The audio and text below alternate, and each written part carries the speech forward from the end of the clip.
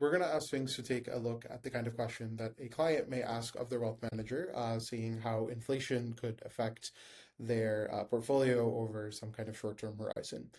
So we'll start by giving Sphinx kind of an end-to-end task to work on. So my client is concerned about how inflation may impact their portfolio. We'll give the holdings in some CSV file. So can you establish how correlated CPI is to their portfolio, and then build some kind of model for forward-looking forecasts over the next second quarter for how their portfolio will do. And then as a deliverable, could you also give me like a professional looking plot of the return so far, as well as the scenarios that you analyze? Sphinx will get straight to work here. Start obviously by loading the data. You can see that it is creating connectors to the database that run locally to allow us to preserve data privacy while also accessing the data. I've given it something vague, like I want US CPI, and so now it'll have to hunt through our database here. It's a CyberSyn-based database of macro data to pick the indices, and it seems to have chosen what I wanted. Now it's going to go and look at the actual portfolio returns data, deal with the joining. Obviously, the returns of the portfolio are going to be daily and are going to have a certain kind of format. Obviously, the macro data will have a different format, so those need to be joined together.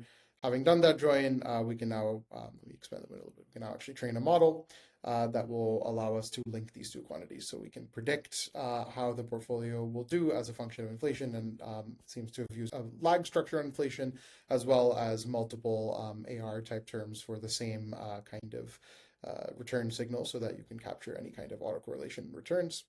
And it seems like the analysis is already done. We've trained the model, and we can now look at what those modeled scenarios look like. It's going to take care of the plotting code for us. I don't love this plot. There seems like there's a lot of history that's kind of not super relevant. So let's go back to Sphinx and ask it to change this. So a plot shows a bit too much history. Can you limit it to 24 onwards, and then fix the gap? Let's just like stitch together the assumptions. And also, like, we didn't really go into what the method was here, so let's have Sphinx explain that as well, so we can review that, and if needed, talk to the client about it. So it'll edit that. It looks a little bit more reasonable here. Um, and here is the description of the methodology, which we can now read off in plain English. It seems like we have constructed returns in some pretty standard format. We've constructed inflation features year on year, month on month, done correlation analysis, including different lag structures limited to post-COVID regime. Seems to make sense. And then built a simple, robust linear model in order to predict how our portfolio may do under these three different inflation assumptions, inflation growth rate assumptions. Sphinx can even give us some caveats that it's a small sample and that we need to do some kind of reduced form relationship, and that, of course, there is a more of a directional analysis here rather than some kind of causal relationship.